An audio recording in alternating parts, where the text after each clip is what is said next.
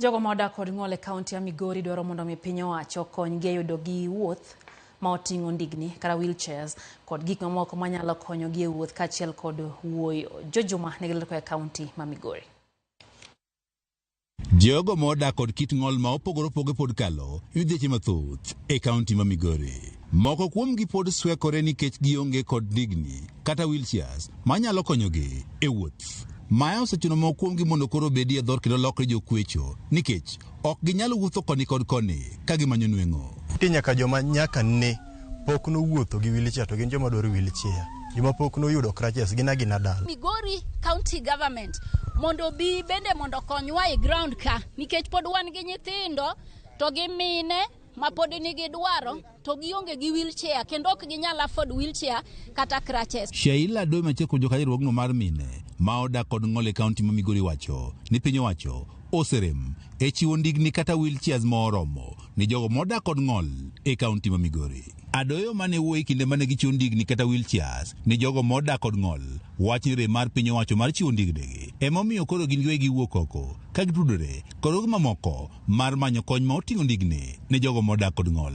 Jok ma chenro gi osedok chien, jok mane obedo e kitanda for long ma ne ok nyal chungo nikech wheelchair to gi nyithindwa manyocha nitiere piny ma ok nyal dhi e skul nikech wheelchair.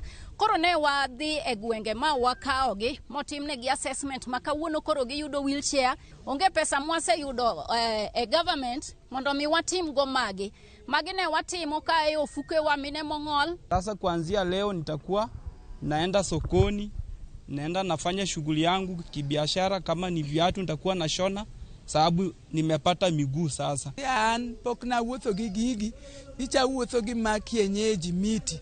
To kawuono amor nikech ayudo gir nyasungu madhi wuothogo. Koro na kwayo Migori County gimbe gitime moloyo ma.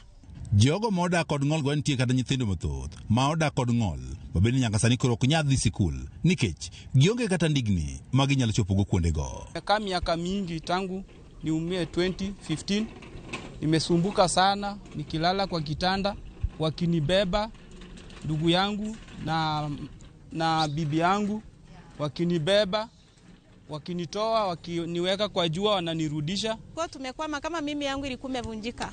Nilikuwa natembea tu na stress. Na pia watoto wetu walikuwa wamekwama wengine kwenda shuleni. Tunashukuru hata wale ambao walikuwa wamekaa nyumbani, sasa watoto wataanza kwenda shuleni.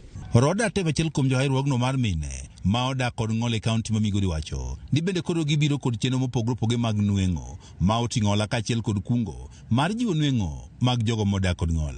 Akwayo mana county government mondo riwre gi persons with disability mondo gi make sure ni our allocation, any allocation given to us, please wakwayo mondo umiwa those allocation we empower wago so that kamiyo oyudo wheelchair kama onyalo yudo something small mochako go business. Jogo modak kod ng'ol dwaro mondo koro piny owacho ma kaunti ma Migori bende koro ket chike manyalo neno ni dwaro magi to yiwechego mag nweng'o koro chopie e kaunti ma Migori. Jojuma, Ramogi TV, Migori.